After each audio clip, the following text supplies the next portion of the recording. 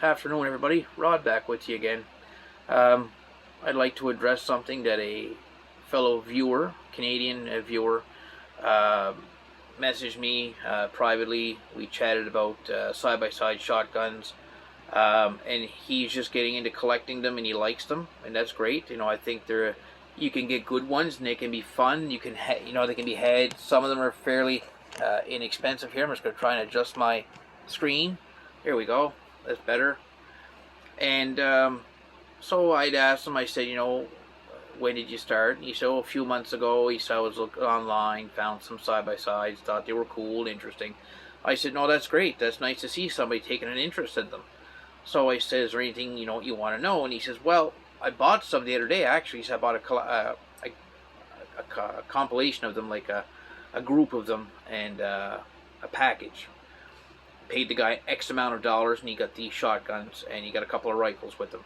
So, two of the guns that we did pay attention to in the collection of guns he had was a Spanish side-by-side 12 and a Belgian side-by-side 12 with hammers. Now, his concerns were using modern ammunition in these guns. He didn't know how old they were, so I looked at the Spanish gun. I deemed it was like a 1950s, 60s, maybe 70s manufactured gun. Lots of them in the country. Intersurplus and Tradex were taking them into the country left, right, and center. And also they were being sold here years ago. You used to see names like Globco, Golden Eagle, Silver Eagle. You used to see AYAs, and you'd see Ugartachia,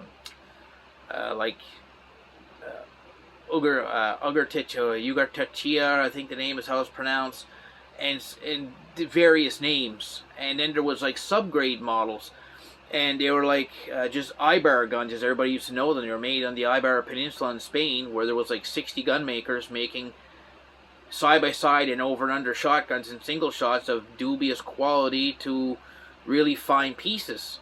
So that's what you have to look at. Number one, what quality of piece do you have? So we looked at this one. It was labeled Mansfield. So right away I just knew this is just a utilitarian grade Spanish side-by-side 12. Nothing fancy. Lots of variations of it around.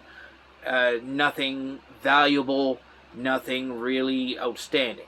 But it's a put two shells in it and go rabbit hunting gun to me. So his concerns were, what do you think of this thing? He says, so I asked him for pictures. He provided me that. And I said, well, it's got some engraving. That's normal. Color case hardening. That's kind of normal. And I said, overall, it's in great shape. But then I said, could I please see a picture of the muzzles? He said, what for? I said, well, I want to see if the barrels were cut, because they looked short in the picture. But it's just the way the picture was taken. The barrels ended up being like 27.5 or 28 inches long. But one thing struck me as I looked at the way the light hit the barrels, and I said, that looks like a bulge. And what it was whoever owned it used it for waterfowl hunting, because the guy told him it was a great duck gun. He said, one of the nicest old duck guns you ever want to have. And he said that his young fellow was shooting steel with it or whatever, and he was shooting steel and shooting ducks. So I don't know if that's going to pop into my screen there, but I'm not stopping my video again. Anyhow, that being said, I said, if that's bulged from steel shot use, that indicates to me that barrels are choked fairly tightly, and you should not shoot the gun anymore until a gunsmith examines it and makes sure that the solder joints between the rib and the barrels hasn't been compromised or cracked or loosened. And he had no idea really what I was talking about, so I went through it and I explained it to him. Then he sort of understood, and he's like, wow, I really got to start watching these things. I dumped money into this, and now the gun's going to be kind of, I got to cut the barrels back or put choke tubes. And so I said, here's what you do. I said, if you go online, you look at these shotguns, there's some basic questions and basic things you should ask yourself. Number one, what are you going to hunt with it? Are you going to hunt just small game, like upland birds or rabbit, pheasant, turkey if you had them in your area? Number two, are you going to use it for large game? Are you going to shoot slugs through it? Are you going to shoot buckshot through it? Are you going to shoot magnum loads through it? Or you just want something to plink around? And then you got to worry about waterfowl hunting with steel shot. You're going to have to worry about, okay, if it can chamber modern ammunition and shoot modern ammunition, can it shoot modern steel ammunition? So there are some questions you have to ask yourself. So you're reading the descriptions on these guns, they're not going to tell you all these things. So you're going to see, let's say, I'll pick up a gun I have here. When I mentioned Trade X and Surplus a few minutes ago, I've got two guns here that came from them, and this is sort of what I bought from them and what I got, and this is what I'll share with you. So this is my German J.P. Sauer Special Gewehr, or Gewehr, Krupp steel barrels. This is side-by-side 12 gauge, 2 3/4 inch chambers. This gun was built in 1957. It's nitro-proofed for 2 3/4 inch modern shot shells. So we're going to open her up. She's tight, very tight. And we're going to prove she's empty, clean and clear, so she's safe. So what can I tell you about this gun? When I bought it, I paid $450 plus taxes. So this is a Magnum rated gun, so you can go to Walmart, Canadian Tire, what have you, and buy a box of high brass bird loads like 1.25 ounce, 1 3/8, 1.5 ounce, and this gun will shoot it just fine. It's just going to hurt you more right here, but the gun will fire it just fine. Now, the chokes in this gun are very tight. It's improved modified on the right barrel and full on the left barrel. So steel shot, if you're going to shoot a gun safely with steel shot, you don't want any choke constriction tighter than the American standard of modified. Now in Europe, they've had different, I've read opinions people have had how they made their chokes and what range they consider a modified versus an American version. So let's say that this is choke in the European standard of chokes. So this is a full and this is like an improved modified. When I actually did the measurements and I compared it to American standards, it looked like full and extra full. So this is not a steel safe gun. You will damage this gun if you shoot steel shot through it. You will bulge the barrels. You could burst a barrel. You know, that could be catastrophic. It could ruin a perfectly good gun. It's not that the pressure from the actual load itself is too much. It's the steel can't compress through the choke safely and exit the muzzle without taking something with it, and that's your barrel sidewalls or your rib or whatnot. Or, you know, it could let go and hurt somebody next to you. In the rare event that could happen. And I've known people that have shot steel in older guns and have damaged them, egged the barrel as they called it, or split them, or bent them, you name it. I've seen a few of them. I even seen a guy with a Browning semi-automatic shotgun that had an issue. An older semi-auto 12 gauge, beautiful gun, and he went and he shot some larger style steel shot through it, BB or triple B. I ruined one. I ruined an 870 Remington Super Magnum, pump action. I fired a triple B steel shot through it, and I split my choke tube right down the middle, and it swelled the barrel enough that I could not get the choke back out of the barrel. That was pretty much a brand new gun, and it was designed for steel. And the choke I did have in there was rated for steel, but that's what steel can do to a gun. It's very unforgiving. So nowadays, when I go hunting ducks, I just take my semi-automatic I have here, and I use the improved cylinder choke that's almost wide open. So there's really no danger of anything going on there. I've put hundreds of rounds through it and I've had no issues. But I don't want to go ruining a gun like this. So let's get back. So the guy wants to buy one of these. And I explained to him the cost of buying this gun and getting one modified to fire steel shot and the cost. And he says, wow, he says, is there any modern guns that I can get that's already done with steel shot choke tubes and everything? And he says, you know, and maybe I'll look for that to hunt ducks, but I'll still look to buy these. So I told him about the Churchill, and I said, well, I had one here, and I said it was 3-inch Magnum screw and chokes, wonderful looking gun, and I said I did a video on it, and sadly to say it's gone back to the owner, and he actually seen the video, and that's what he was kind of asking about, you know, what happened, and I explained to him that it was mechanical issues more than anything, but the gun itself was shooting the steel shot just fine, but it's the price you're going to pay. That gun was like $1,197 retail, brand new, plus taxes. So $1,300 versus $450, and this is a great quality gun. Not putting it down at all, but this is not a steel shot gun the way it sits. Money has to be invested and work to make it safe for steel shot. So I told them, when you're going to buy these guns, what you look for, give them a scan over the barrel, look for dents, bulges, look on the solder joint here, make sure you don't see any gaps, any like loose spots, and you can take the barrels off like this here.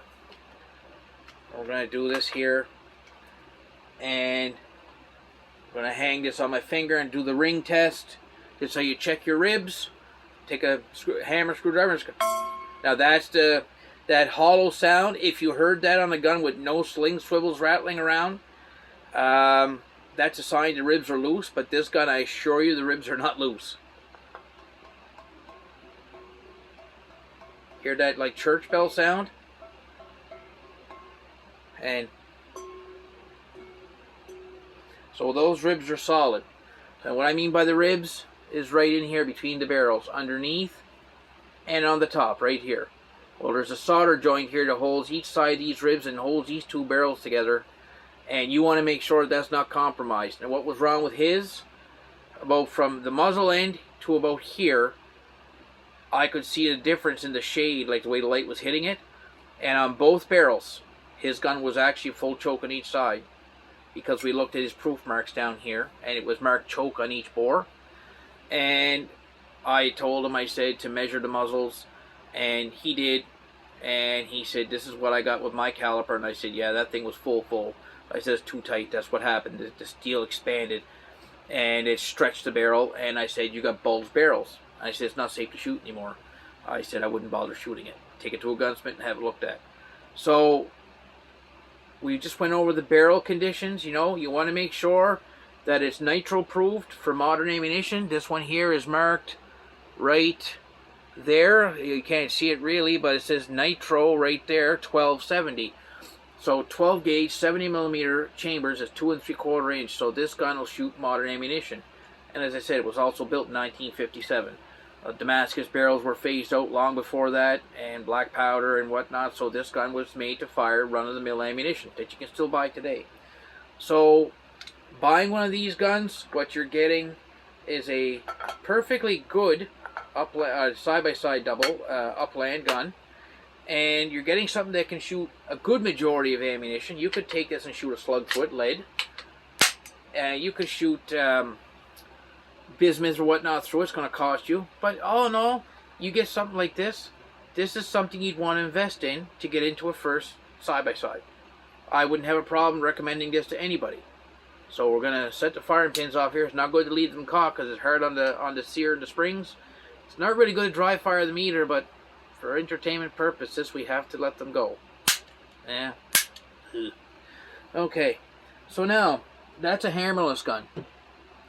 So let's say you want to be nostalgic, and you're a guy like me that likes outside hammers and classic vintagey looking things. Thus the name of my channel, Rod's Vintage Guns.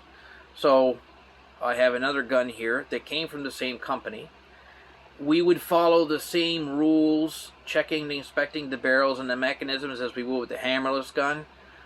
But with this gun, when I bought it, I knew when I was buying it that it had shorter chambers. So this is my Husqvarna Model 20 12 gauge side-by-side shotgun. Pretty old girl. As you can see, it's got no wood here, and I'm going to show you how you open this thing in a second. So what we have here, side-by-side 12 gauge smokeless steel barrels. The Swedes made excellent quality pieces, rifles, shotguns, whatnot. Husqvarna was well known for making good quality utilitarian grade, and even in some cases fancy stuff. But this was like everybody had one. Farmers had these, and you know, the common people open them up. You flick the fore end sideways. So there you go. This is on an old Belgian made action or design called the Lefauche, or French design. They started making this action when they had pinfires out back in the 1850s, early 60s. Before they made centerfire cartridges, they had pinfire guns with this same type action. Most of those guns were twist and Damascus barrel, made for black powder shooting, but you still see some for sale on the market today. They're collector's pieces, and they fall into a whole other different category of shotgun and what you can do with them. But if you want a modern shooting hammer gun, affordable, this is one to get. There are others. You go on that site from Tradex, or sorry, from Intersurplus. I got a habit of calling it Tradex. But if you go on there, there's hammer guns on there from different countries, from England and from Sweden and from Germany and from wherever. And it'll tell you right there if they're Damascus or not. But you do the check. Like I said, you check your dents and dings in the bores. Pitting and rusting in the bores, another thing. Check your ribs, make sure they're solid. And you don't want a gun that's rattle. I mean, they can be fixed up, but you tend to want to stay away from that. That's a sign the gun's been shot a lot. And anyhow, this one's still nice and tight. This one's clear. Nothing in the barrels. Beautiful bores. Nice and tight. And you put the 4-inch sideways, and that's just a little thing on the bottom here, the little swivel that's rattling around. The Swedes were known for putting those on the guns. You got one on the barrel there, put your strap on, over your shoulder and go hunting. They made these in 12, 16, and I do believe some of them in 20 gauge, but the 20 gauges aren't very common. I think now, the 20 gauge. But I know the 16s are less common. 12s are more common. The straight grip stocked ones, they had them for a while. I haven't seen one of these around for a while for sale. Some of them have the pistol grip that comes down. Like a regular looking shotgun, like I showed you my German one there. I bought this gun like 15 years ago, 14 years ago, and I paid $165 for it. When I got this gun, 2.5-inch ammo wasn't really common, so what I was doing was just cutting the crimps off of 2 3/4-inch shells and gluing a card wad on the top, and that was my way of making ammo for it, and it worked for the most part. But I wanted to hunt with it otherwise, like with buckshot, with slugs and whatnot. And I said, well, I'm going to get the chambers opened up, and that's another thing you can get done. I opened them from I got a person that had a reamer to open my chambers from 2.5-inch to 2 3/4-inch, and now I can fire conventional 2 3/4-inch shot shells as such here. You know, these are your like Winchester Universal jobbies here, 2 3/4-inch skeet loads or whatnot, star crimpers. And now I can shoot those in there with no problem. But I still like to mess around with black powder, and I'll custom make loads and try them and pattern them. It's all in the part of shooting and having fun. It'll shoot slugs just fine. Now this gun is choked, modified choke on each barrel. Now we discussed with steel shot and modified chokes. I do believe that the modified choke constriction that this gun has, when I bought it, it said modified mod. When I did the choke constriction measurements, it's more improved mod and improved mod, so it's a little tighter. I think the European choke designations that they give you for diameters and restrictions are a little different than over here in America, the North American continent. So this is by European standards, same as the JP Sauer. So I would not shoot steel shot in this gun, and nor will I. So I will use my semi-automatic for hunting ducks, but you could load it with bismuth shot. You could load it with TSS tungsten shot, but at a cost. It's going to cost you big bucks to load it. It's not cheap. But all in all, you can buy one of these guns on the used market. The $165 price tag is out the door and gone. You can expect to probably pay between $350 and $500 for one of these now, depending on the condition. And you won't find one that's case colored like that. I had that done by my friend Oscar. He's Canada's pretty much foremost guy on color case hardening. He's developed a way of doing it the old way, the bone charcoal way. And this is one of the guns that he did for me. I had a couple of other ones done before, but this is like one I like to go out with, and I like to show people, and it makes the gun look the way it is. And I mean, I'm very happy with it. So getting back to the gun thing, so I explained to him there's some options there to buying inexpensive but good quality guns. And then the other side of side-by-sides is antiques. We also have to bear in mind that there's still lots of those available on the market from various qualities, conditions, countries, gauges, and barrel types.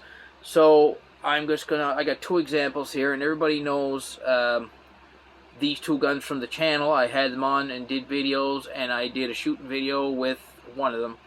But let's get into it. people give Belgian guns a bad rap for the most part. I mean, some of them were really junky and used hard. They were cheap. Average Joe would buy them and hunt and provide meat for the table, and that's what you had. They threw them in the closet afterwards, and they weren't well cared for, and they got dropped, and they got scratched, and they got dented. And 100 years later, of course, they're going to have issues. But in some cases, you find a gun that was loved and not beat up. And that's the case with this one here. This is my Henry Piper or Henry Paper. I'm going to open her up. Good old gun.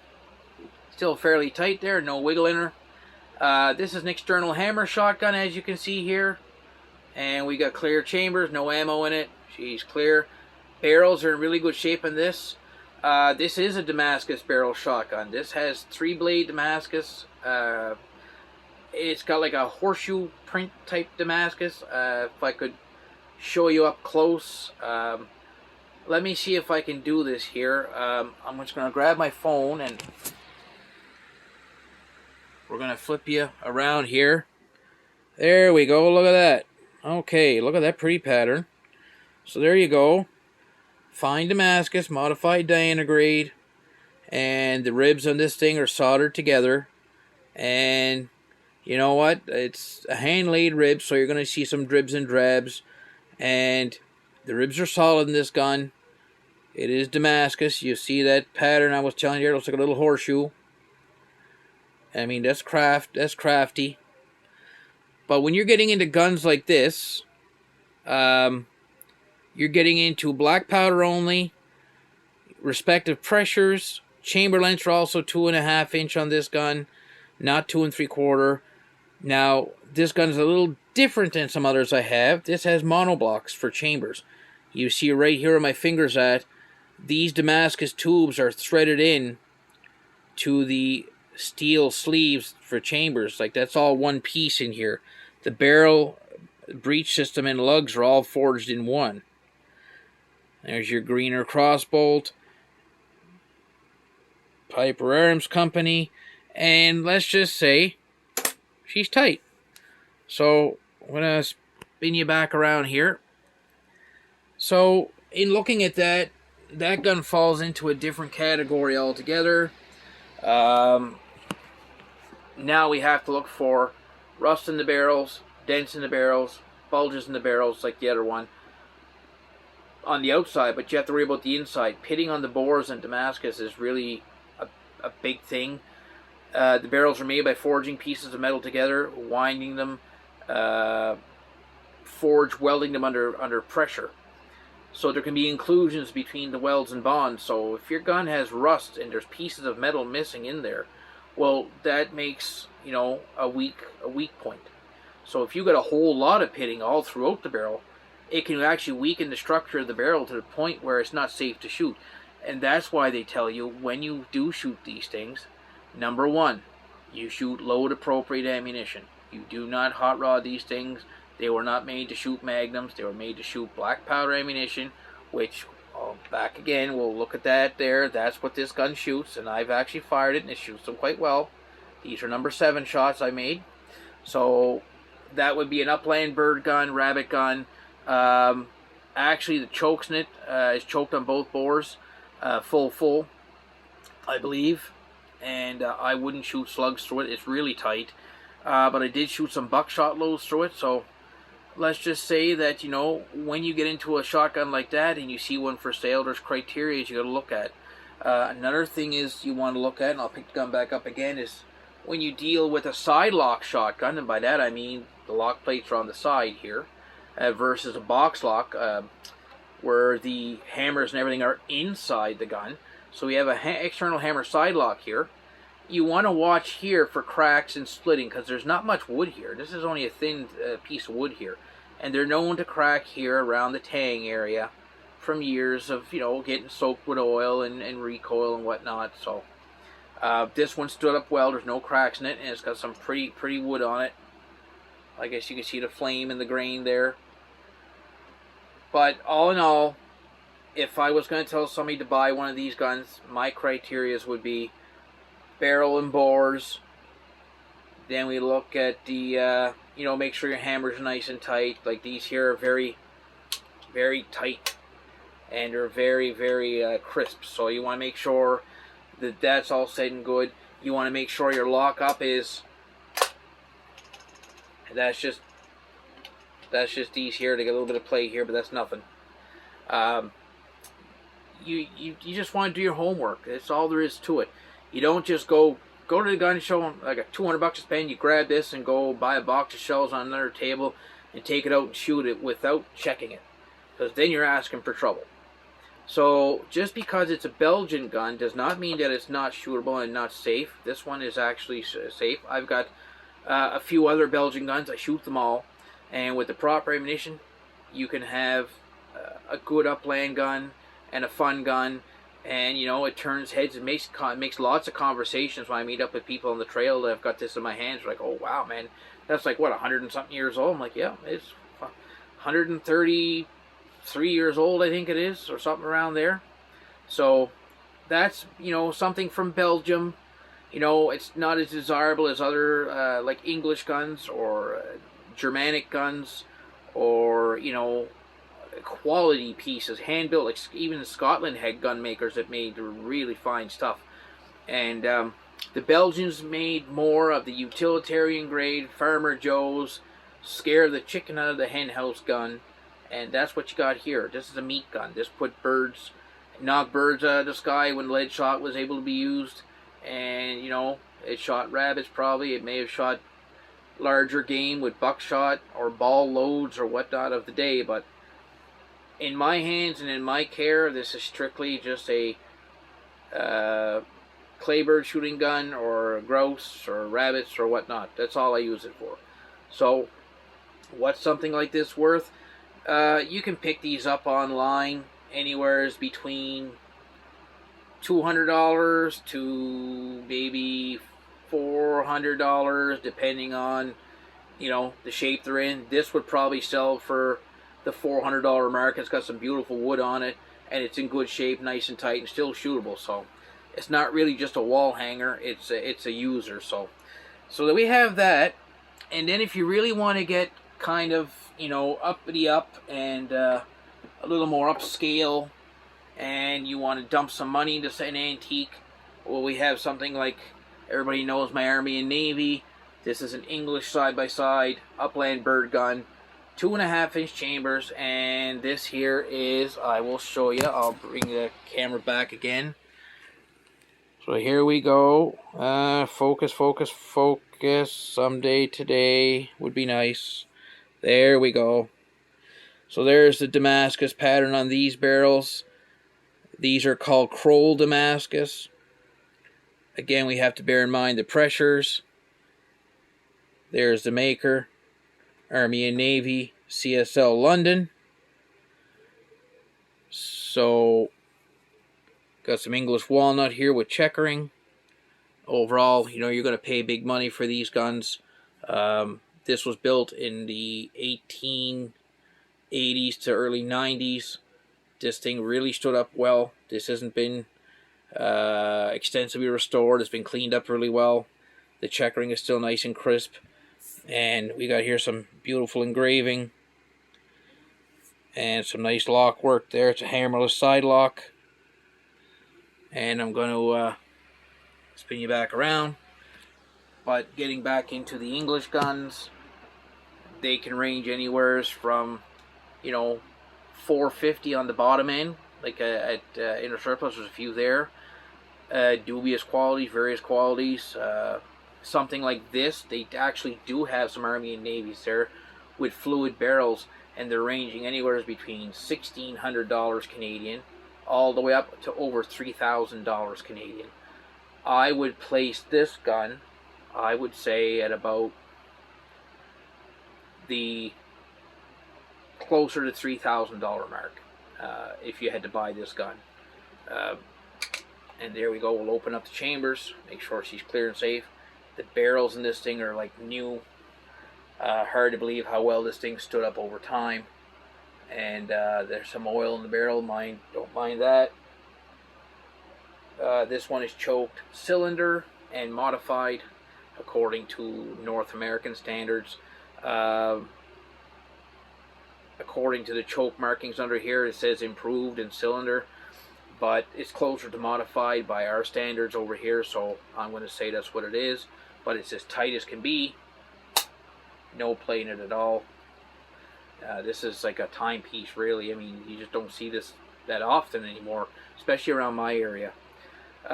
So getting into the other side of doubles, you know, England, Germany, Scotland, even some maybe the old Italian makers make quality pieces like this, and they can still be serviceable today as long as, like I said, you shoot the proper ammunition and you don't go and put modern ammo through them, and they can still be safe.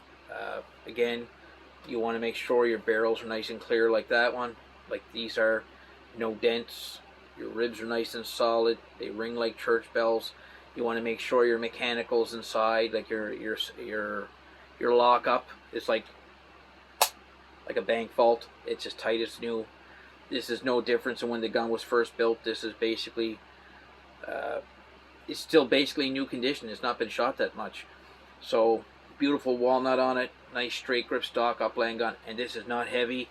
This weighs about 6.5 pounds. You've seen it in my video the last time there, the Army and Navy. I shot some black powder and Pyrex loads through it, and you saw how effective it was on that little target I put up at about 15-20 yards away. It sent the bottle flying down range, still doing its thing. You can still use these. There are going to be people that's going to tell you to stay clear of these, don't buy them, and whatnot. Well, I will advise you this. If you're a first-time shotgunner and you want to get a double-barrel shotgun, this is not what you buy. As much as you may like it, this is not what you buy until you get used to the fact that these don't fire modern ammunition. They shoot black powder. You learn how to take care of them. You learn how to clean black powder, all the ins and outs and rights and wrongs. You learn. Same with the Belgian gun. The cleaning process would be the same for that as it would be for this. Shooting modern ammunition, you can go out, shoot your gun, and put your gun away. It's not going to hurt nothing. It's non-corrosive ammunition. If you go out and shoot this thing with black powder and leave it sit for a week, after you clean it, you run the risk of pitting your bores. And them nice mirror, shiny bores won't be mirrors anymore. They'll be pitted. And that puts damage on these barrels. Then you start having problems. You're making rust in there, and rust will always come back. So you want to make sure that if you're going to buy an antique side-by-side, and there's even older ones than this, you know, I've got a percussion gun over in the corner, a cap gun, percussion cap. And you'd have to clean that out the same way. Go out hunting, fire the gun, come home, take the barrels off, bucket of water, hot soapy water, clean it out, dry them and oil them. If you don't learn how to do that, you don't learn how to care and maintain an antique guns are not for you. So I will leave you with this. If you're in the market for a side-by-side shotgun, and you're in the Canadian market, go to Inner Surplus, have a look, see what they've got. You know, first look at your price point, then look at your conditions, and then look at what you're going to actually hunt with the gun. And then once you figure all that out, you choose one, and you go out and you enjoy your gun.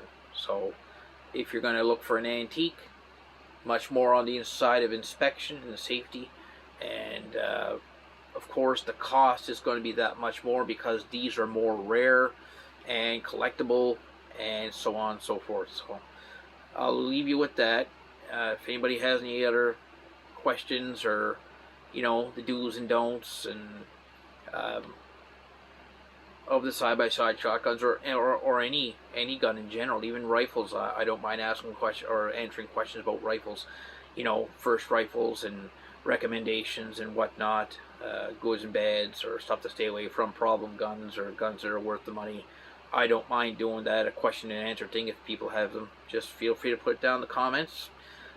Like and subscribe, and I'm going to try and upload this one. It's 34 minutes of me talking about shotguns, so I'll see what I can do to get this uploaded for you, and hopefully you found it informative and enjoyable, and we'll see you in the next one. Take care, everybody.